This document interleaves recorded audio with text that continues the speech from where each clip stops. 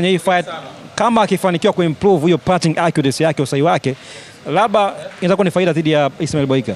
Boyka amepoteza mara 5, lakini kwa upande wa Ndonga amepoteza mara 3, na jana Juma Choki tulimsikia wakitambiana, mmoja akisema kwamba wewe ni jogoo la shamba, huwezi kuja kuwika mjini. Maneno yalikuwa ni mengi sana. Fight hii unaiona ikiisha raundi zote 8?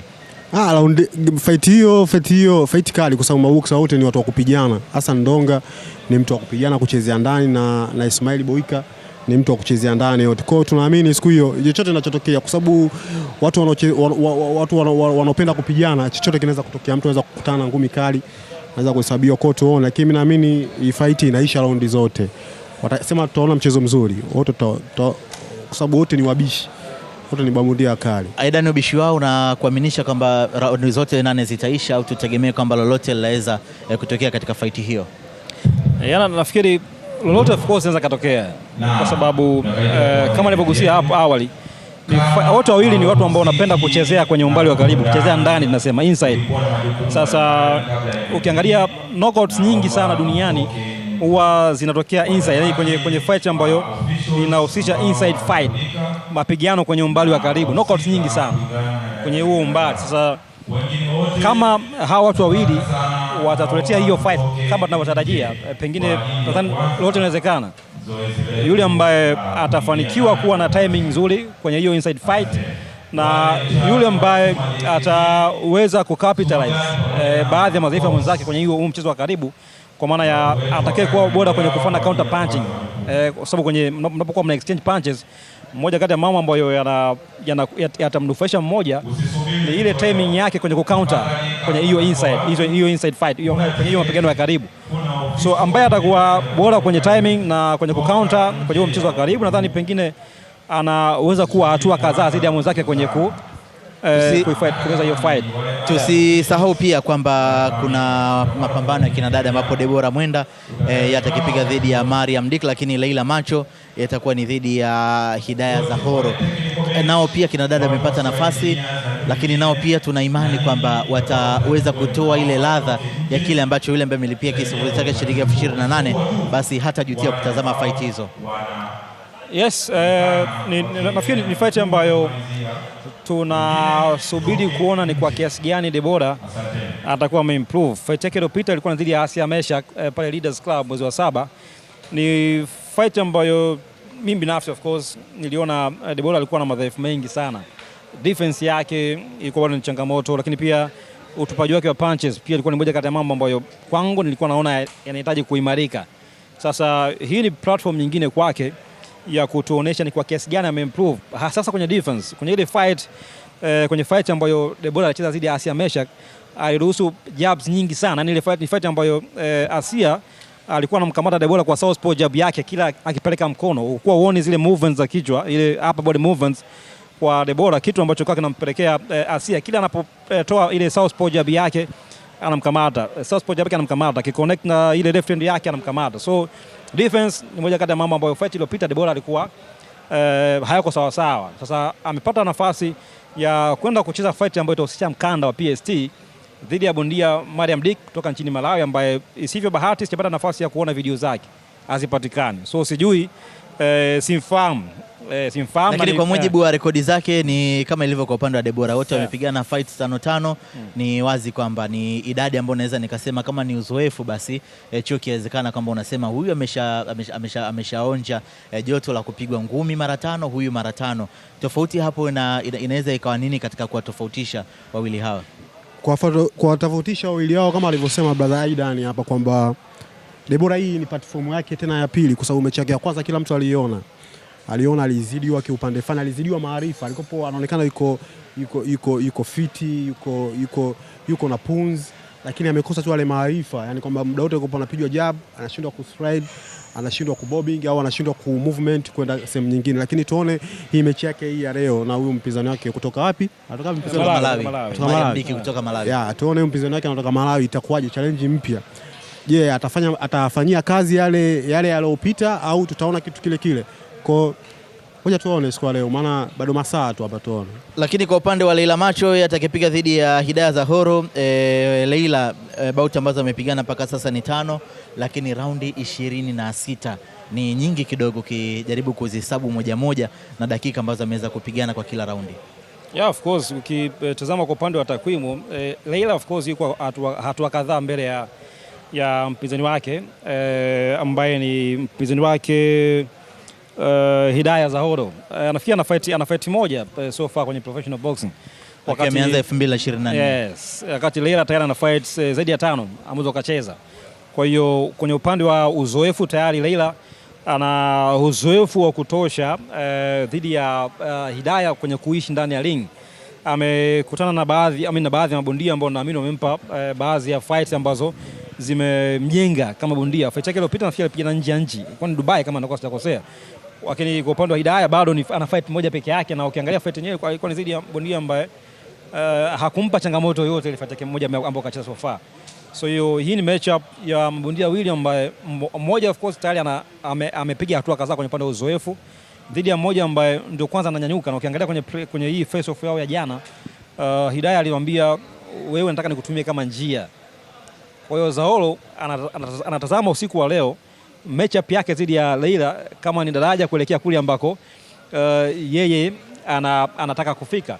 Kwa hiyo hayo ndo mazingira ambayo ninayaona kwenye hii fight, na nadhani kwa mujibu wa experience ya Leila mpaka sasa nadhani ana hatua kadhaa pengine kwenye zile ukipanga kwenye mizania. Nadhani Leila of course ana nafasi kubwa ya kushinda hii fight kuliko Hidaya kwa mtazamo wangu mimi, na kwa jinsi ambavyo nimetazama hiyo fight moja ambayo Hidaya amecheza mpaka sasa kwenye kari yake kama bondia ngumi za kulipwa. Juma Choki, umeishi katika kupigana lakini bado unaendelea kucheza mchezo huu wa vitasa. Hali huwa inakuwa vipi pale ambapo unapigana bondia mwenye uzoefu mkubwa lakini unakutana na bondia ambaye amecheza michezo michache kama mpinzani wake huyu amecheza mchezo mmoja? Huwa haitokei muda mwingine labda tunasema mende akataka kuangusha kabati ili basi naye iwe ni sehemu yake ya kutokea hapo hapo? Inavyokuwa ndio inavyokuaga hivyo. Wengi sana kwenye maboksa basi wanajitafuta, kwa sababu hata mimi nakumbuka miaka ya nyuma nilikopo nyuma ya bondia mmoja anaitwa Emmanuel Mwakiembe. Umeona, Emmanuel Mwakiembe alinizidi kidogo, lakini mimi nilikopo nyuma kimechi, lakini niliomba naye Mungu kafanya vizuri na nikaweza kusogea na nikaweza kushinda na magemu mengine. Kwa hiyo mimi naamini kwa Leila anabidi awe makini mechi, kwamba asione kwamba yeye ana uzoefu hali ya juu, kwa sababu mwenzake anajua kwamba akicheza na Leila akishampiga Leila hapa jina lake itakuwa kubwa. Kwa hiyo mimi naamini Leila awe makini na aweze kucheza mchezo vizuri, asimdharau opponent wake na tutaonesha mchezo mzuri. Unaiona nafasi ya Hidaya kuweza kushinda mbele ya Leila kwa kutazama uzoefu wao? Kwa Leila nishaye kumwona mechi zake kadhaa, lakini Hidaya sijaye kumshuhudia. Kwa hiyo siwezi kumzungumzia kama ataweza kufanya kitu gani kikubwa. Kwa hiyo tuone siku leo atafanya kitu gani, maana yeye mwenyewe amesema kwamba kwa Leila kwake ni daraja. Kwa hiyo tuone kweli ni daraja au atakuwa amezamia yeye. Aidan, kwenye vitasa ama kwenye fight mbalimbali tumeshuhudia hata katika mapambano ya nyuma ambayo Azam TV tumeweza kuiandaa, inapokaribia mapambano fulani, wakati mwingine huwa mabondia hata video zao, maudhui yao ambayo wameyachapisha katika mitandao mbalimbali ya kijamii huwa wanayaficha, lengo likiwa ni kutokuwapa nafasi wapinzani wao kuweza kuona labda aina upiganaji wao wanapokuwa wanazidiwa ni mbinu gani huwa wanazitumia aidha kupumzika na hatimaye waweze kupata matokeo. Kwa hili la Hidaya kwenda kukipiga dhidi ya Leila, Hidaya amemwona Leila lakini Leila hajamuona Hidaya. Hii inaleta ugumu kiasi gani kwenye fight hii? Swali zuri. Kwenye modern day boxing, kwenye boxing ya kisasa, moja kati ya sehemu muhimu katika maandalizi ya bondia ni ule mchakato wa kukaa. Choki anafahamu hapa, kukaa kama timu na kocha wako na timu yako, mnatazama video za mpinzani wako. Zile taarifa ambazo mtazipata kwenye hizo fights zilizopita za opponent wako ndizo ambazo zitawaongoza nyinyi kwenye mazoezi yenu. Yani plan ya fight kwenye boxing inatengenezwa kwenye siku zako zote za maandalizi ukiwa gym. Sparring session ambazo utakazofanya zinategemea style ya mpinzani wako. Yani mara baada kutazama zile video zilizopita za opponent wako ndio zinakuongoza wewe kujua kwenye sparring sessions zangu mimi tutafanya sparring dhidi ya opponent ambaye ana sifa gani, kwa kuconsider kile ambacho mmekiona kwa opponent wenu kwenye video zake, kwa maana ya style yake ya upiganaji, mnatazama tabia zake, sababu tabia pia zinakuongoza pia kwenye kujua namna kumkabili opponent wako, uimara wake, udhaifu wake na kila kitu ambacho bondia amekuwa akifanya kwenye ring. Ndicho ambacho kinakufanya wewe umtafute sparring partner wako. Sasa unapopata nafasi ya kujiandaa na fight ukiwa unamjua akida ni nani, maana automatically hata kwenye ule mchakato wa kutengeneza fight plan, yani ile plan ya fight yako, ile game plan yako, ule mpango kazi wako mchakato unakuwa ni rahisi. Tofauti na huyu ambaye Choki ambaye anajiandaa na fight akiwa hamjui Said Bwanga ni nani. Sawa, of course wanasema unaweza kutumia raundi 2 au 3 za kwanza kumjua opponent wako, lakini ukiwa umefanya maandalizi yako yote, unajua unakwenda kukutana na kitu cha aina gani, ule mchakato wa maandalizi unakuwa ni rahisi zaidi. Sasa kwenye hii matchup ya Leila dhidi ya Hidaya anabeba hiyo faida. Anakuja hapa Warehouse Masaki akiwa na picha pana ya Leila Macho. Sio, ameona fight nyingi za Leila Macho, wakati kwa upande wa Leila hajaona fight nyingi za Hidaya. Fight moja kaiona ambayo pia ilikuwa ni fupi sana, haikufika mbali. Kwa hiyo kwenye haya mazingira of course Leila inawezekana kuna kitu yani kuna kitu fulani hakukipata kwa 100% kwenye maandalizi yake, maana kujua okay, kwenye sparring sessions zangu mimi sparring partner wangu anatakiwa afanye movements gani, au anaiga tabia gani za mpinzani wangu, mimi nitumie zile hicho kitu kwenye sparring session kama maandalizi kuelekea kwenye fight husika. Sasa hayo of course ni mazingira ambayo unaweza kuyazungumza, na iko mifano mingi sana. Nakumbuka mwaka 2019 wakati Anton Joshua anapigwa na Ann Louise Jr. na kupelekea ile upset kubwa kwenye boxing, kuelekea kwenye ile fight, kama unakumbuka akida, Ann Louise Jr. alikuwa ana faida ya kumfahamu Anton Joshua kwa mapana yake. Wakati Joshua amekwenda kwenye ile fight kwa notice ya muda mfupi, of course video zilikuwepo, lakini namna ambavyo Ann Louise Jr. alikuwa anamfuatilia Joshua ni tofauti na Joshua alikuwa anamfuatilia Ann Louise Jr. Kwa hiyo nafikiri kwenye boxing ya kisasa kupata nafasi ya kufahamu picha pana ya mpinzani wako inakuwa ni advantage, lakini inakuwa ni faida ambayo haikuhakikishiwe fight ushindi kwa asilimia zote. Sababu kama unakutana na mtu ambaye pia ana IQ kubwa ya mchezo, anaweza kuadjust kulingana na fight husika, pia bado inakuwa ni matchup ngumu kwa upande wako. Kabla tujaendelea kwako Aidan, Juma Choki, imeshawahi kutokea kwamba umeweza kumsoma mpinzani wako kwa kuangalia fight zake, kwa kujua namna ambavyo anacheza, lakini inakuja kutokea kwamba unapoenda katika fight yenyewe unakutana na kitu tofauti na kile ambacho ulitegemea?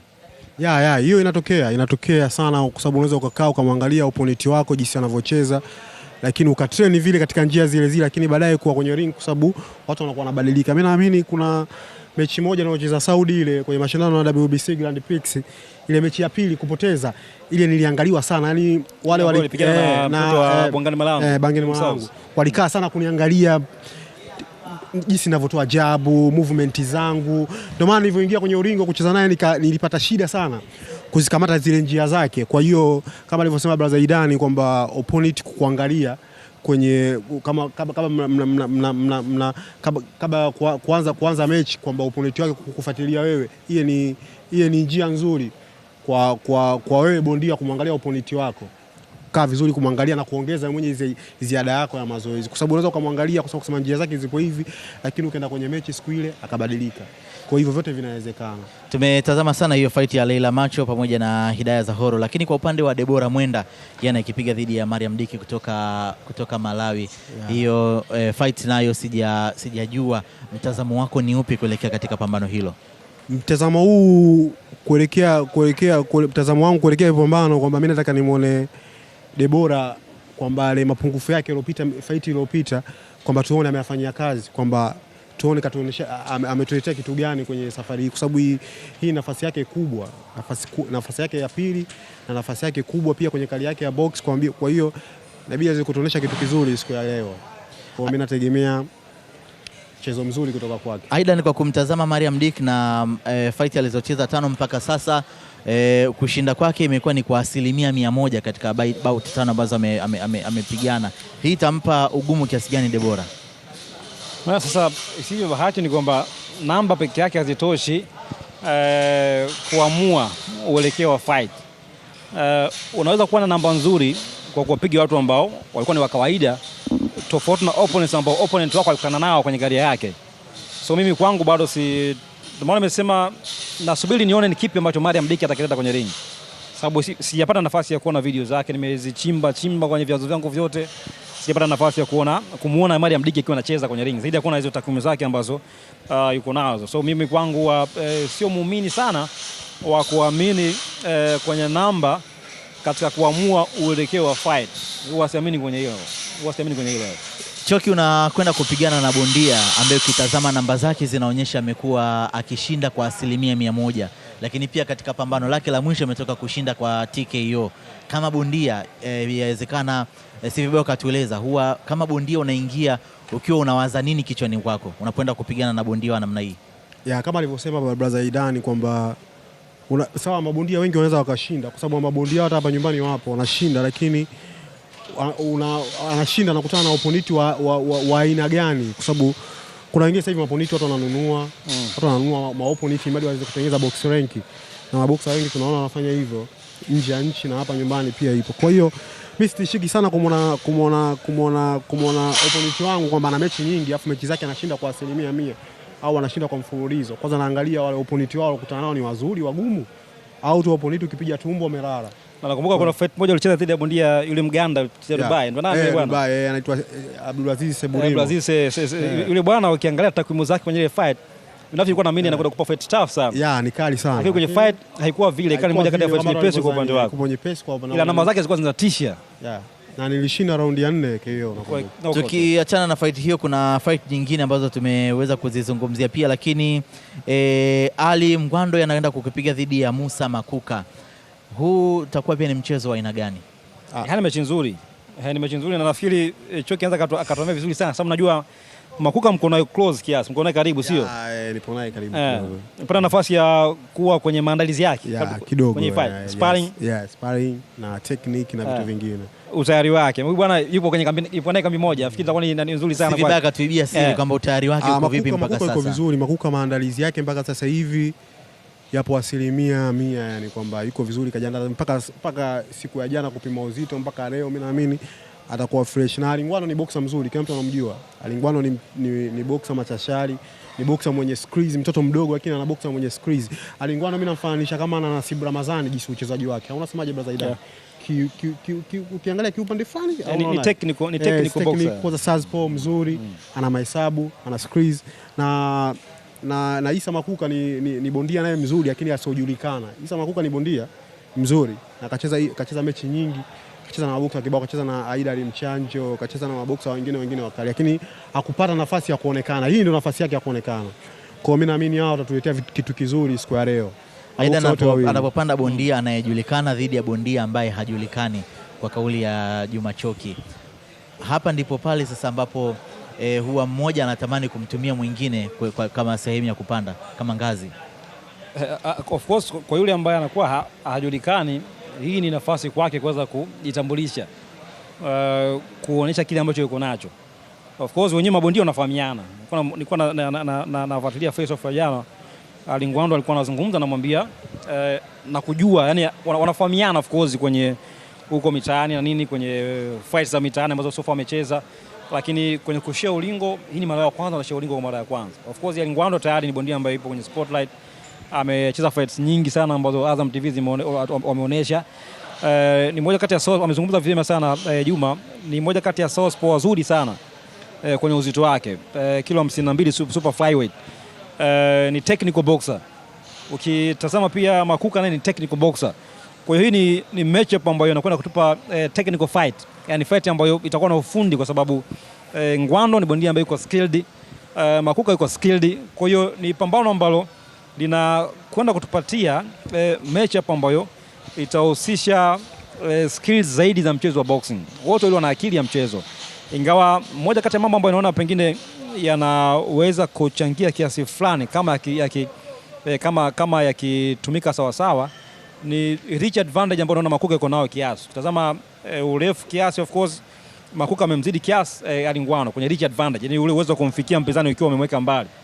So kama Makuka akiweza kuset range yake na kuicontrol vyema, kumlazimisha Ngwando asiwe anatengeneza zile ngo zake kuingia ndani kutafuta nafasi ya kupiga, inaweza kuwa ni moja kati ya mambo ambayo labda yanaweza kuwa kama faida kwa upande kwa Makuka ambaye naona na hiyo faida kiasi. Lakini kwa upande wa uwezo, Ngwando ni moja kati ya mabondia wakali sana technical, lakini pia Makuka naye nimetazama baadhi ya fights zake, ni technical boxer, kwa ni matchup ambayo inakwenda kutupatia fight ambayo itahusisha matumizi makubwa ya akili, style za upiganaji. Kabla tujaelekea katika idadi ya mapambano ambayo umepigana kwa Ngwando na mpinzani wake, Aidan amezungumzia matumizi ya akili nyingi pamoja na umakini mkubwa. Yeah. Kwa jinsi mimi ninavyoelewa, inapotokea unafanya jambo fulani kwa umakini mkubwa au kwa akili nyingi kuzielekeza pale, yeah, yawezekana nafasi ya kufanya makosa pia ikawa ni kubwa sana. Yeah. Kwa sababu mabondia watakuwa naenda kwa timing, ni mwangalie mpinzani wangu anakujaje, niweze kumknock vipi. Lakini yeah, kwa upande wa mashabiki ambao wanakuwa wamezunguka ring, kila mmoja anakuwa anazungumza lake. Hii pengine inaweza kuwa ndio ile miluzi mingi ikampoteza mbwa. Hiyo ndio inakuwa miluzi mingi inampoteza mbwa. Yaani cha msingi inabidi bondi unavyokuwa kwenye ring kwamba ufuate maelekezo mwalimu jinsi anavyokuelekeza. Usitaki kusikia maneno huko kwambia piga jabu, kwambia piga right. Sikiza mwalimu wako anavyokuelekeza. Utatulia na hata makosa yatakuwepo, lakini machache, kwa sababu mchezo wetu ni mchezo wa makosa. Ukifanya makosa ndio unaadhibiwa. Ushaona? Kwa uwezi tu muda wote ukawa wewe active tu unapatia. Haiwezekani, hujamkodi mwenzako. Ushaona? Katika kumbukumbu zako imeshawahi kutokea kwamba unaona mashabiki, unaona kabisa wewe ambaye uko ndani ya ulingo kwamba, yeah, hali iliyopo sasa ni hii, yeah, lakini kelele za mashabiki nje ya ulingo, yeah, zinakushinikiza wewe kufanya jambo fulani na matokeo yake ukapata matokeo chanya au hasi. Imeshawahi kukukuta hiyo? Mimi imeshawahi kunikuta. Nakumbuka mechi yangu moja nilicheza na bondia mmoja Malawi, ilikopo Ubungo nilishinda knockout round ya 3. Salim Chazama. Salim Chazama. Ile 26 Disemba mwaka 2021. Ilikopo siku kama hii. Boxing Day kama hii nakumbuka siku ile. Ile yani mashabiki walinipa power round ya 3, waliniita kwa jina langu kubwa, kwa mpaka mwenyewe nasikia kama naitwa huko. Ilivyotokea ghafla na mtu nimempiga knockout imedondoka. Kwa hiyo inatokea na mashabiki kukupa motisha. Nikija kwa Ali sasa, tukitazama rekodi zake, kacheza fight 15, kashinda 11, kapoteza 4. Hizi namba, tunasema namba huwa hazidanganyi. Nafikiri tunarudi pale. Ukiachana na hizo namba, Ngwando ni bondia ambaye ni bondia mkali, ni bondia mzuri sana kwenye weight yake, super flyweight kilo 52.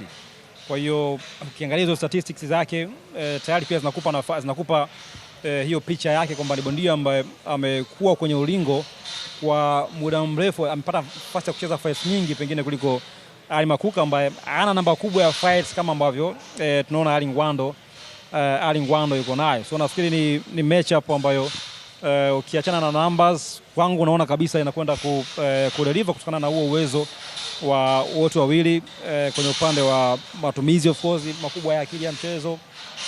Makuka nimeona kadhaa amekuwa ni bondia ambaye amekuwa akipenda sana kutumia ile tunaita shoulder roll defense.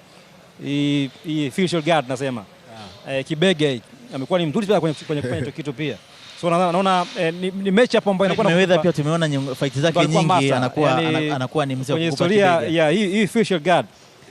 Floyd Mayweather ndiye ambaye amefanya hii shoulder roll defense kuwa maarufu duniani na alikuwa ni master kwenye hilo. Hawaki na Choki na walikuwa wakifanya pia mara kadhaa. Mabondia wengi sana wa Tanzania kina Hamad Furahisha pia wamekuwa wakiiga hiyo shoulder roll defense. Kweli.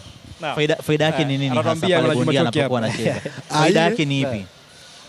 Ile haishauriwi sana kama mtu hauna experience ya kutosha, kama sio master. Kama sio master. Kwa sababu haishauriwi sana kwa sababu hiyo unakaa kwenye hatari.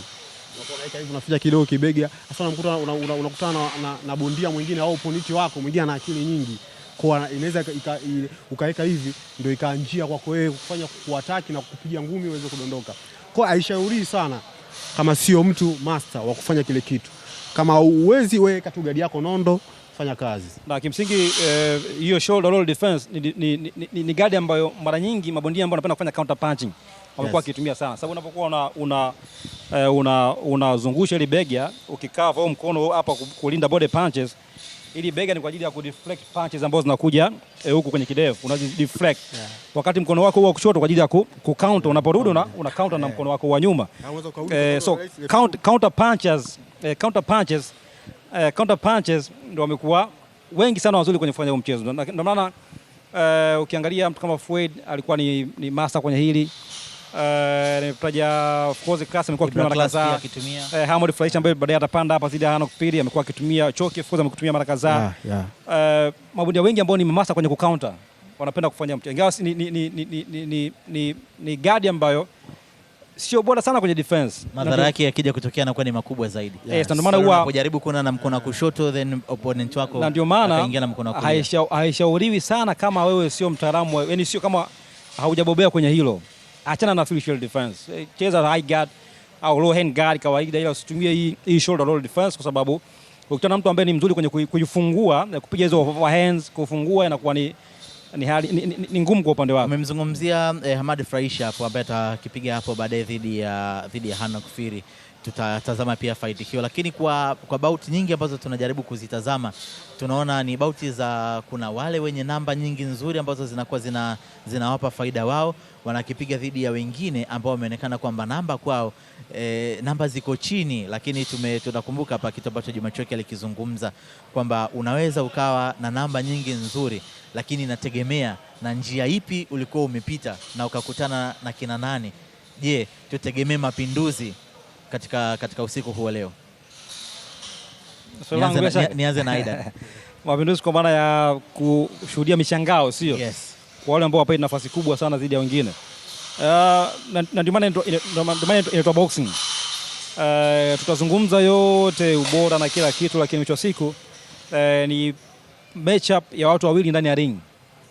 Sio, ni watu wawili ndio ambao wanapigana pale. Na sasa kwenye uelekeo wa fight huwa kuna vitu vingi sana ambavyo vinaweza hamua fight, ukiondoa na mengine yote ya nje ya ring ambao mliyafanya kwenye maandalizi yenu. Unaweza kuwa hauna namba nzuri sana, lakini ukawa na watu wengi wazuri ambao wana macho mazuri ya kuona fight kwenye kona yako, wakawa wanakusaidia kukuelekeza, una adjust kulingana na fight inavyoelekea na ukafanikiwa kushinda fight. Lakini pia niligusia hapo kabla, mara nyingi bondia ambaye anakuwa hana apewi nafasi kubwa kama kwenye football. Timu ambayo ipewi nafasi kubwa huwa mara nyingi inakuwa na ile hali fulani ya kurelax. Hauna deni, yani unajua mimi hamna ananitarajia nishinde. Kwa hiyo kurelax, moja kati ya mambo ambayo kwenye boxing utafundishwa ni kuhakikisha una relax kadiri inavyowezekana kwenye ring. Relax kadiri inavyowezekana. Sababu unapo relax ndivyo ambavyo pia inakuwezesha wewe kufanya maamuzi sahihi. Jina la mchezo ni kupiga na kuhakikisha wewe upigwi. That's boxing. Boxing sio kupigana. Hit and not get hit. That's boxing. So ukifanikiwa, sababu kupiga pia ni njia ya kujilinda. Yani piga, hakikisha wewe upigwi. Hiyo ndio boxing. So ukifanikiwa ku relax, tafsiri yake ni kwamba kila unachokifanya kwenye fight kinakuwa kwenye usahihi wake. So haya mazingira pia ya hizo namba na kutokupewa nafasi inaweza kaamua yakapelekea mazingira ambayo mwisho wa siku yakapelekea mishangao kwenye fight na tukapata matokeo ambayo wengi hawakutarajia.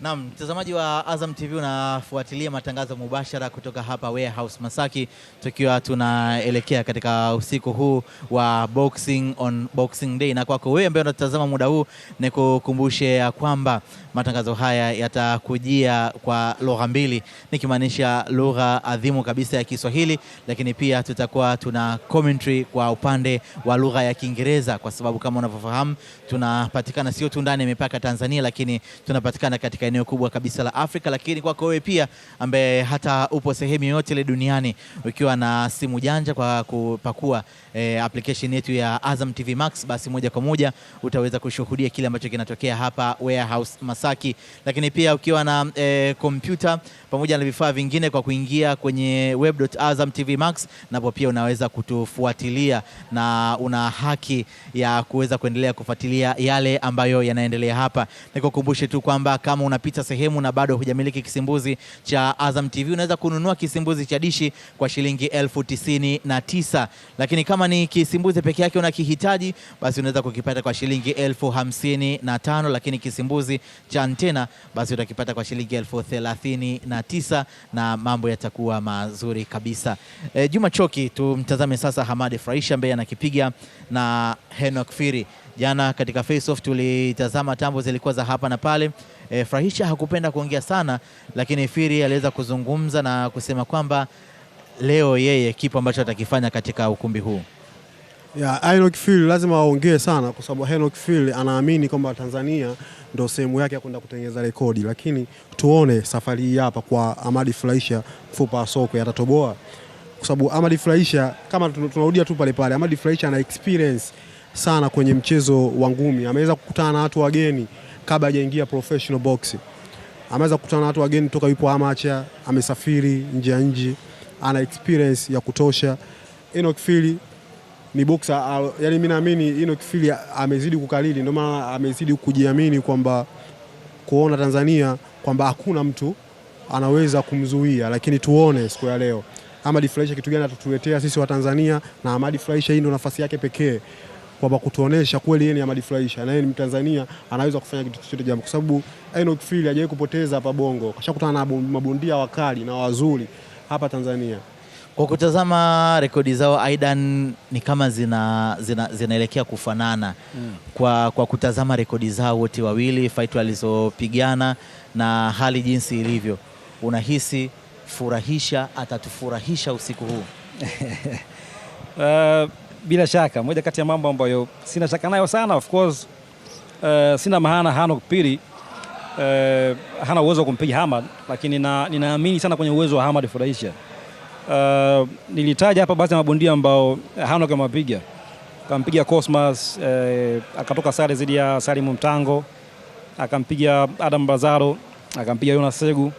Ukitazama hawa opponents wote, of course Salim Mtango moja kati ya mabondia ambao wana skills kubwa sana za upiganaji, lakini bado ukitazama ukimtazama Hamad ukakompare na baadhi ya opponents ambao tayari amecheza nao Henok Firi, unaona kuna kitu fulani ambacho Hamad atakileta hapa kwenye fight.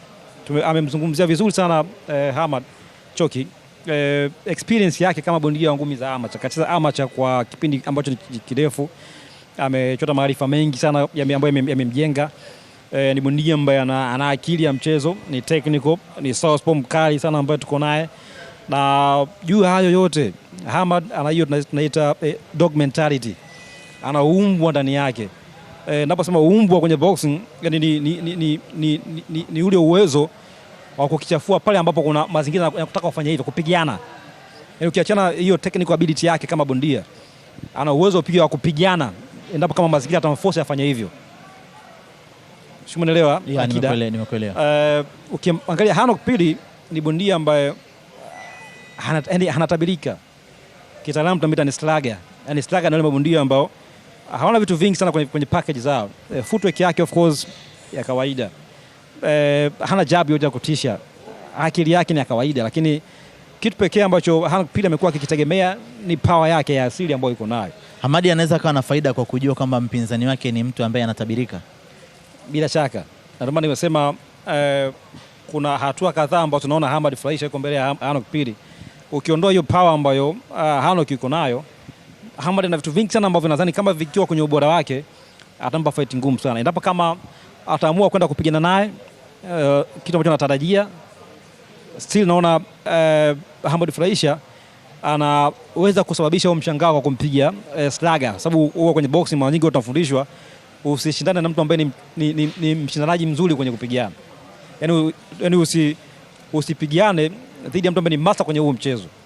lakini Hamad bali na huo uwezo wake kiufundi, ana uwezo mkubwa piga wa kupigana. Na ukiangalia kwenye huo mchezo wa kupigana, moja kati ya mambo ambayo nimeona yatamtanguliza mbele Hanok pili ni usahihi wake kwenye ulengaji wa maeneo. Hanok anategemea kwenye power zaidi.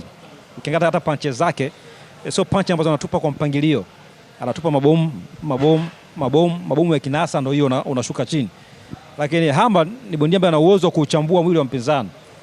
Yaani kwenye hiyo inside fighting kama ikitokea Hanok atamfanya Hamad wapigane karibu, still uwezo wa Hamad kwenye kulenga maeneo ya mwili wa mpinzani, naona anaweza akapelekea hiyo tunaita systematic breakdown. Yaani unamvunja taratibu mpinzani. Yaani knockout kwenye boxing, knockout nzuri ni ile ambayo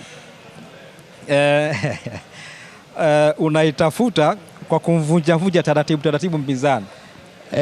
Juma Choki, Henok Firi, mabondia wengi ambao wameweza kupigana naye, miongoni mwa vitu anavyovizungumza ni kwamba Firi wengine wanamuita chizi, wengine wanamuita mwehu, kwamba ni bondia ambaye hana mpangilio. Kuna muda anakuwa ni kama kuku alikatwa kichwa, anakuwa anapapatika. Henok Firi kwa jinsi uchezaji wake, yeye ni mtu wa kupigana, yani kwamba mtu wa kuvuruga. Na wengi sana maboksa wa hapa Tanzania tunakutana naye yule kitu kikubwa, tunaingia katika timing zake, kwamba ile njia ya kuweza kupigana naye mtu wa Henok Firi. Ndio maana tunawapata shida, wengine wanakuwa wanapiga knockout kwa sababu ile kupigana nayo ndio mchezo wake. Anapenda sana kupigana na ana nguvu, na ukiwa kwenye style yake ndio anapenda hivyo ucheze. Ndio maana sasa time unaona mtu anakubana kwenye kamba na kukupa shida, ukitaka kupanga na kuharibia. Lakini mimi naamini kama utatumiza akili na ukaangalia labda video zake, ukakaa tayari na kumwangalia na kumsoma vizuri, mimi naamini Henok Firi mbona anapigika vizuri tu. Inasaidia kiasi gani kuweza kutazama video za mpinzani wako, kwa mfano kwa kutazama video za Firi, kuweza kuangalia jinsi ambavyo anarusha hayo mabomu, anarusha hayo makota, kutazama video yake inaweza ikasaidia kiasi gani sasa ili Hamad Fraisha aweze kujua namna ya kuweza kumdhibiti? Inasaidia kwa sababu Henok Firi kwamba ukiangalia video zake zote alizocheza hapa Bongo au video yake anazoshinda, hakuna hata moja iliyobadilika kusema labda leo Henok Firi ameweza kuscore, amepiga jabu, amemovement, ametembea, amemuita mtu, no. Yaani ndio style yake ile ile. Shaona? Kwa wengi sana sisi maboksa hapa Tanzania tunahangaika naye, tunataka tubishane naye mtu kama yule. Sio mtu wa kubishana naye, inabidi tutulize kichwa, tumwangalie formula zake anacheza vipi, kwa inabidi sisi tucheze hivi. Mimi naamini Hamad Fraisha ana akili, ana experience, kafanya mazoezi ya kutosha. Mimi naamini tunaona boxing nzuri siku ya leo. Kwa hiyo ni kipi sasa ambacho Hamad Fraisha anatakiwa kukifanya, kwa sababu tumezungumza hapa mara nyingi Henok Firi anapokuja hapa imekuwa ni kama mwembe wake wa uwana, anakuja kuchukua ni sebleni kwake, anajua remote ya Azam TV iko wapi, niweke namba 113 Azam Sport 3 nitakutana na kitu gani. Huo kwa nasema nisemee kwa mtazamo wangu mimi. Kwa mtazamo wangu mimi, kama kifao ningebatika kukaa kwenye kona ya Hamad Fraisha, ningependa tu acheze tu box, acheze kama anavyochezaga, relax, atulize akili, acheze, anachukua matokeo vizuri. Lakini akiwa anataka kushindana naye kidogo itakopo ngumu, lakini sijajua kwa sababu huwezi jua yeye mwenyewe katrain vipi na mwalimu kampa maelekezo gani. Kwa hiyo ni huyo kwa mtazamo wangu mimi nimezungumzia. Aidan, umekuwa ukiwaza wakati ambao Juma Choki alikuwa akizungumza hapo, kwako wewe unahisi ni kipi kifanyike sasa kwa Hamad Fraisha ili kuweza kumkabili mpinzani wake na aina ya upiganaji ambao amekuwa akipigana? Aiache jab yake iwe mbele, acheze Juma jab. Henok Firi ukitazama ni bondia ambaye hana jab. Yeye akiingia anaingia na zile mabomu yake, zile punches zake ndefu pasina kutangulia na jab. Sasa unapopigana zidi ya mtu ambaye hana jab, ni simple tu, weka jab yako mbele, make sure kila anapoingia anakutana na jab. Unapotaka kupiga left hand yako, unafanya setup kwa jab yako. Nadhani kama Hamad akifanikiwa kuiweka mbele hiyo southpaw jab yake, plus na footwork yake ambayo of course nashaka nayo, naona itakuwa ni fight ambayo itampa wakati mgumu, sababu ukiangalia Henok ni bondia ambaye ana move kwenye mstari ulionyoka, ana move anakufuata hivi, akate ring anakufuata hivi. So kama Hamad Fraisha akiweza ku maintain footwork yake kwa kufanya zile movement, lateral, yani pembeni, kulia kushoto, plus hiyo jab yake ikiwa juu, naona itakuwa ni fight ambayo Hanok atakuwa na usiku mgumu. Kwa namna ambavyo anaenda akiwa anapigana moja kwa moja, je, ni sawa na mdogo wake ambaye anaitwa Wilson Fury ambaye leo atapigana na Issa Simba? Si bahati kupata nafasi ya kumtazama Wilson Fury, lakini moja kati ya boss ambazo natamani kwa hamu kubwa ni hiyo bout, kwa sababu nataka nione huyu mdogo mtu anapita kwenye njia zile zile au ni bondia wa tofauti. So nafikiri hiyo ni matchup nyingine ambayo ninaisubiri kuona mdogo wa Hanok Fury anatuletea kitu gani dhidi ya bondia Issa Simba ambaye ni mchimba madini bila shaka kutoka kule Kahama. Ameongeza kazi ya kupigana kama sehemu nyingine ya kuongeza kipato chake. Anachosema Issa kutoka Kahama ni kwamba yeye amekuja kwa kufanya kazi moja, tukuja kumpiga Wilson Choki. Hili unaona likifanikiwa, bondia kutoka Kahama akimpiga mpinzani wake huyu nani kwenye fati hii ya Issa Simba anapokipiga dhidi ya Wilson Fury ambaye ni mdogo wa Hanok. Yes. Yule mdogo wake Hanok Fury nilimwona mechi moja. Ile mechi nilicheza mimi pia, alicheza na Mtangi. Ile mechi ya juzi hapa. Alicheza ile fight na Issa, alicheza na Richard Mtangi. Ni forma zile zile tu kama za kaka yake, kwa sababu hakuna maarifa mengi kusema labda mtu wa kupanga au mtu wa kucheza boxi. Ni mtu struggle tu yule mtu wa kupigana muda mwingi, anataka kupigana hivyo hivyo. Kwa na forma zao ni zile zile tu. Kwa afu sijakaa kwa kumwangalia muda mrefu, kwa sababu yeye ndio mechi yake ya kwanza kuona, na mimi stoche mechi niko nacheza, kwa sijapata muda wa kumwangalia. Issa Simba, Aidan Issa Simba ni bondia ambaye anapigana kama jina lenyewe lilivyo Simba. Mara nyingi anaingia kweli kama Simba, matumizi mengi ya nguvu, ana nguvu pia, na ndio maana anaitumia hivyo. The way anavyopigana, hii inaweza ikawa na faida kwake. Kuwa na punching power kwenye boxing ni moja kati ya asset kubwa kwenye package ya bondia, lakini punching power peke yake haitoshi kuamua uelekeo wa fight.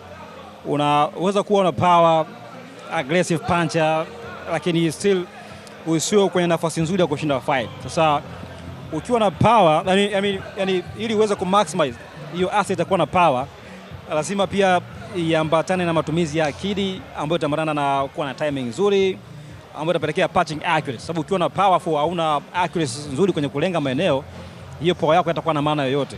Sasa sijapata nafasi ya kumtazama Wilson Fury, so sijui style yake piganaji ni ipi, lakini kama itakuwa ni style ambayo ni kama kaka yake, basi hapo ndiko ambako hiyo faida ya Simba kuwa na power itaenda kujionyesha, kwa sababu kama ataamua kwenda kupigana, that means kwenye inside fight, yani kwenye mchezo wote wa kubadilishana punches mkiwa karibu, ukiwa na timing nzuri, ukiwa na power, ni miongoni wa vitu viwili ambavyo vinakusogeza karibu na ushindi. So Issa Simba style na power hiyo ambayo inazungumzwa, nataka nione namna ambavyo Wilson Fury atakuja kuidhibiti hiyo power ya Issa Simba. Kama akija kupigana, na maana maybe hiyo power ya Issa Simba inaweza ikajidhihirika na pengine kuweza kuamua fight. Inakuwa ni rahisi kiasi gani Choki kupoteza dhidi ya bondia ambaye anakuwa na nguvu mithili ya Issa Simba na jinsi anavyopigana, kwa sababu ngumi zake ambazo anakuwa anazirusha kama zinakuwa zinafika sehemu sahihi, ni wazi kwamba zinakuwa ni ngumi zenye madhara. Kwa mimi kwa uelewa wangu mimi mdogo, kwa kwenye boxi sio labda kuwa na nguvu kubwa, au kwa nguvu inatakiwa, lakini na akili pia inatakiwa. Kwa mimi naamini Issa Simba pia ni boxer, ni wa kupigana na kupenda kupigana kweli. Ana punch, ikikuingia punch yake moja lazima ustuke, lakini tuone ataonyesha kitu gani kwa Peter Fury. Lakini lile pambano kuu siku huu ni Hassan Mwakinyo ambaye anakipiga dhidi ya Stanley Eribo. Hassan Mwakinyo, tutakumbuka fight yake ya mwisho ambayo pia ilifanyika katika ukumbi huu.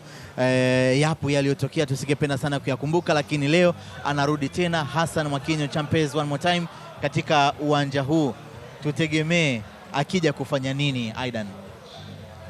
Nafikiri Hassan, hii ni fight ambayo ninaamini anaitazama kwa jicho la tofauti, kwa sababu fight zake kama 3 zilizopita isivyo bahati azipata kuwafikia watu wengi sana, sababu zikuonyeshwa na Azam TV. So this time leo hii anakwenda kucheza zile Stan Elibo kwenye siku ambayo sehemu kubwa ya Tanzania wanasubiri kwa hamu. Kwa hiyo nadhani tutarajie kuona Hassan akienda kuwapa kile ambacho wa mashabiki zake of course na wa Tanzania wanakitarajia kwake, kama wanamtazama kama bondia mmoja kati ya bondia ambao ama bondia namba moja pengine kwa Tanzania kwa sasa hivi kwa upande wa mvuto na kila kitu. Kwa hiyo Choki, tukitazama fight hii, wapo wanaohisi kwamba mpinzani wa Mwakinyo wengine walikuwa wanasema ni anaonekana mzee, lakini namba zake hazidanganyi. Namba zake hazidanganyi, namba zake nzuri.